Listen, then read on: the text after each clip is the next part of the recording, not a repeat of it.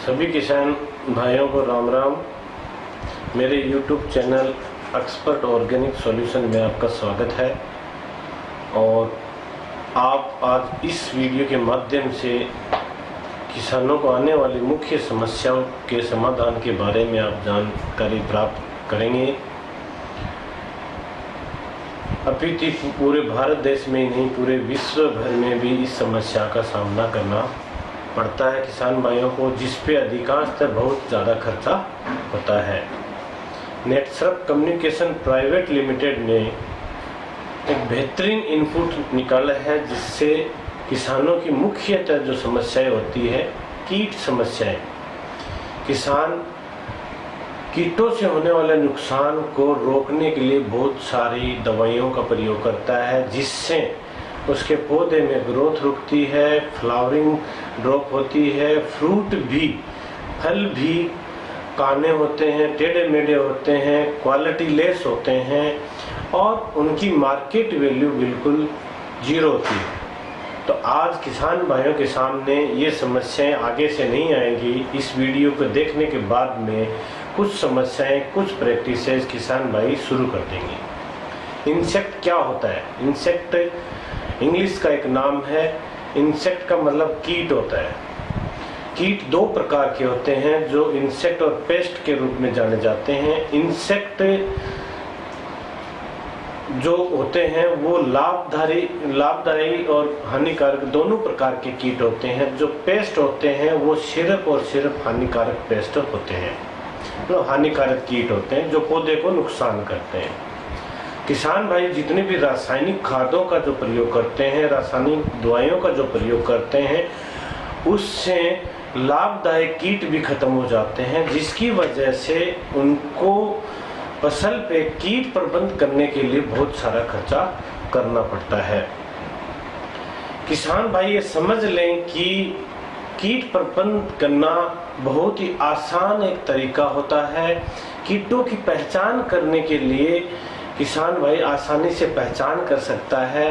पहली पहचान तो ये होती है कि सुबह 6 से 8 और शाम को 6 से 8 बजे तक किसान भाई का जो ऊपरी जो बदन है वो अगर नंगा हो और वो खेत में घूमे तो उस पर हल्की सी चुभन होना शुरू हो जाएगा।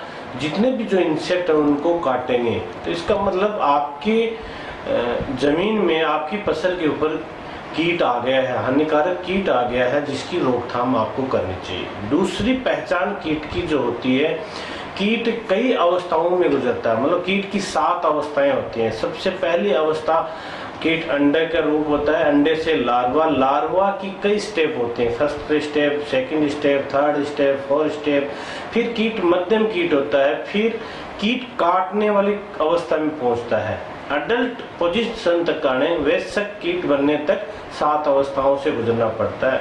अगर किसान भाई ये 7 अवस्था भी नहीं पहचान पाता है, तब उसको ढेर सारा नुकसान उठाना पड़ता है। इसलिए इन कीटों को, लाभदायक कीट बच जाएं और हानिकारक कीट खत्म हो जाएं, इसके लिए नेटसर्फ कम्युनिकेशन प्राइवेट लिमिटेड ने एक बेहतरीन इनपुट किसान भाइयों को दिया है। ये बेहतरीन इनपुट का जो नाम है वो इंटेक्ट है। इंटेक्ट एक इंडो जर्मन सिद्धांत के ऊपर आधारित है। इसके अंदर सहतीरा और सिंटेला एवं हदीतोरा पौधे के अर्क इसके अंदर है। इन पौधों के अर्क के द्वारा उन कीटों को, जो अंडों के ऊपर जो प्रोटीन होती है, उस प्रोटीन को तोड़ा जाता है और अंडों को आगे की अवस्था प्रदान नहीं हो उससे पहले ही खत्म कर दिया जाता है। ये जो इंटेक्ट है, ये आप जिससे रस चूसक जो कीट होते हैं, काटने वाले जो कीट होते हैं, उन कीटों को, और जो छलनी करने वाले जो कीट होते हैं, जड़ों को काटने वाले जो कटवर्म्स होते हैं, उन सभी की रोकथाम के लिए प्रयोग किया जाता है। इसके प्रयोग करने की विधि ये है कि अगर आप नॉर्मल फसल पे डाल रहे हैं तो 15 ml प्रति टंकी, जो 16 लीटर की पानी की जो होती है, इंटेक्ट ये डाला जाता है। अगर इसमें आपका मध्यम वर्ग अगर फसल खराब हो गई है तो आधी फसल आपकी खराब हो रही है, उस पर लक्षण आपको दिख रहे हैं, तो 20 ml प्रति टंकी इसके अंदर यूज करें। और बहुत ही भयानक स्थिति है फसल की कि आखिरी स्टेज पर अगर चल रही तो आप 25 ml पर टंकी आप इसको इस्तेमाल कर सकते हैं। ध्यान में रहे कि इसके साथ बायो 95 जिसमें ऑर्गेनिक किया जा रहा है वो 5 ml का प्रयोग करें, जिसमें केमिकल प्रयोग किया जा रहा है वो उसके अंदर 10 ml का प्रयोग करें। और इसको और अधिक बेस्ट रिजल्ट लेने के लिए इसके अंदर देसी गाय की जो छाछ होती है वो अगर काम में ले तो बहुत अच्छी बात है। छाछ को 72 घंटे कम से कम तांबर पत्र में रखें या छाछ के अंदर तांबर पत्र डाल दें। 72 घंटे के बाद में वही छाछ जहर का रूप ले लेती है। वो बच्चों से, पशुओं से, पक्षियों से दूर रखी जानी चाहिए। उस छाछ का प्रयोग भी प्रति टंकी 1 लीटर का आप प्रयोग करें। दूसरी बात है कि इस इंटेक्ट के अंदर जितने भी कंटेंट्स बनते हैं, जितने भी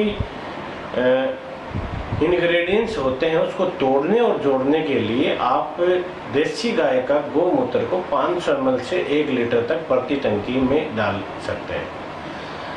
अब ये चारों चीज़ों को अगर आप मिलाकर डालते हैं, इंटेक्ट, बायो 95, खट्टी लस्सी एवं गोमूत्र को मिक्स करके किसी भी प्रकार की क्रॉप पर या सब्जी पे, फसल पे, प्लांट पे, उदानकी वाले पौधों पे अगर आप डालते हैं तो विद इन 24 आवर्स में ही आपको हल्के रिजल्ट आने शुरू हो जाएंगे। 4 दिन के बाद आप देखेंगे कि आपकी फसल है वो एक अच्छी अवस्था में आ चुकी है।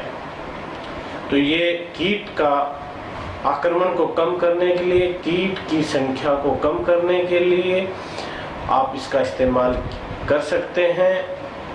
क्योंकि अधिकांशतः लोग जो केमिकल का जो प्रयोग करते हैं वो केमिकल से जो हानिकारक इंसेक्ट होते हैं वो इंसेक्ट की रोग प्रतिरोधक क्षमता बढ़ जाती है और वो मरते नहीं हैं। बहुत सारे किसान भाई केमिकल डालने के बाद भी अपनी क्रॉप में किए गए स्प्रे से संतुष्ट नहीं होते हैं, क्योंकि उनका कहना होता है कि केमिकल से, रसायनों से कीट और मरते ही नहीं है। उनकी मुख्यतः ये बात होती है कि हैवी चूल वो उसके प्रति आश्रित हो जाते हैं और उसके रस को चूस कर भी जिंदा रहते हैं। लेकिन जैविक सिद्धांत प्रणाली में ये कभी नहीं है कि कीट की जो रोकथाम होती है उसकी प्रवृत्ति और उसकी प्रकृति को बदला जाता है, और उस प्रवृत्ति और प्रकृति को बदलने के लिए उस कीट को वहां से हटना पड़ता है।